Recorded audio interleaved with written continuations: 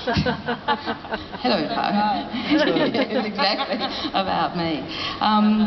About the book as well.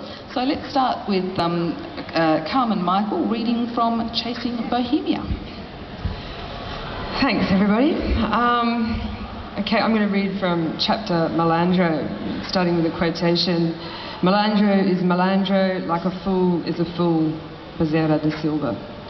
The sun was rising over the moonstone arches of Lapa when I first met Winston Churchill. Fingers of rose-coloured light were slowly creeping towards the archways, exposing darkened crevices where Friday night lovers huddled and alcoholics crowded their empty bottles. A ragtag bunch of dishevelled lawyers, transvestite prostitutes and street kids on glue were gathered around two musicians, one with a drum and the other with a plucky little guitar that the Brazilians call a cavaquinho. A toothless hag was dancing barefoot, wearing a glittering plastic sack and an elaborate feather headdress left over from last year's carnival parade. Winston Churchill spotted me staggering along with my third, or was it seventh, caipirinha, the limes browning in a cup of melted ice and sugar, wondering where Chiara had gone to and whether it was in fact plausible I could be the first Australian samba queen of the Batteria. Later, people would say that I went out with Winston Churchill because I wanted to save him, but at the time, it was arguable that the only person in need of saving was me.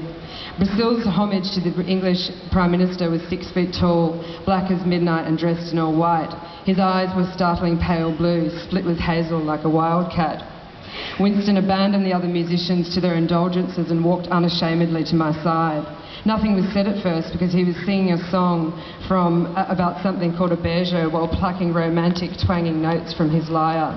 It was just Winston and me on a cobbled dirty street in the centre of Rio de Janeiro, the universe with all its stars and moons spinning around us.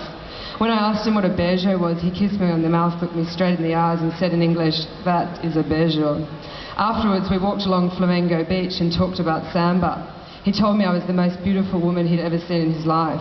It seemed unlikely, even more so because we were on a beach which was already filling with hordes of coffee-coloured supermodels in G-strings, but I didn't argue the point. It was not really the kind of point I would have argued. Less than 4 hours later, having progressed lunching poolside at a 5-star hotel in Ipanema, tuxedoed waiters hovering above us as though we were the King and Queen of England, he made a dramatic confession. "I love you," he said. My fork clattered to the table in shock. A waiter went on brushing down the crumbs as though nothing had happened. "But we just met." "I know, love is crazy, no?" he said, warmly clasping my hand and instructing the waiter to bring us champagne. What a glorious culture, so unbound by insecurities and free of fear. I had been